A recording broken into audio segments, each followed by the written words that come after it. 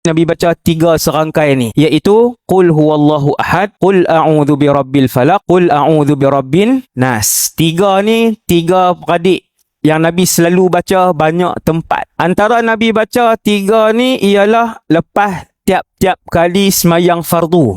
Kita tak buat dah benda ni. Sebahagian orang ya, jarang-jarang. Termasuk masjid. Hak tu imam rasmi ni, dia pun tak buat sunnah ni. Kenapa membunuh sunnah Nabi? Tu jawatan kamu. Tengoklah benda apa sunnah Nabi. Tengok apa zikir Nabi baca, Nabi buat lepas semayang fardu. Jelas.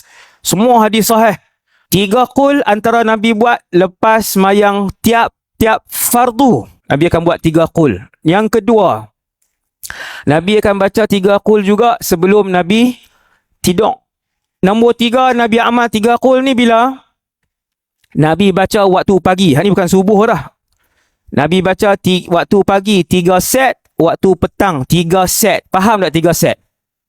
Qul huwallah 3 kali, falak 3 kali, an-nas 3 kali. Sagi petang tak kira lah. Start daripada lepas sampai pukul 5 boleh, 6 boleh, 7 boleh, 7.30 boleh, 8.30, 9, ikutlah 9 suku. Dia boleh belakang. Lepas, kalau hak petang punya. Nabi baca 3 set, 3 qul ni.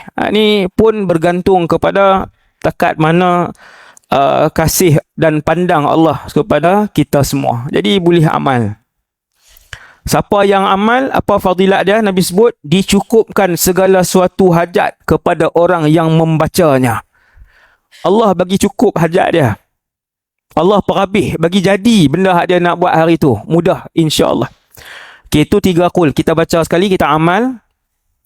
Bismillahirrahmanirrahim. Qul huwallahu ahad, Allahus samad, lam yalid wa lam yulad wa lam yakul lahu kufuwan ahad.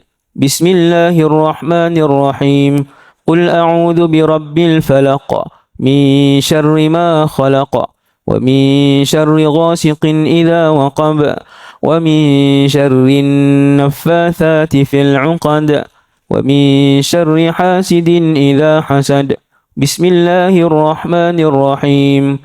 Qul a'udzu birabbin nas, malikin nas, ilahin nas, min syarril waswasil khannas, alladhi yuwaswisu fi sudurin nas, minal jinnati wan nas.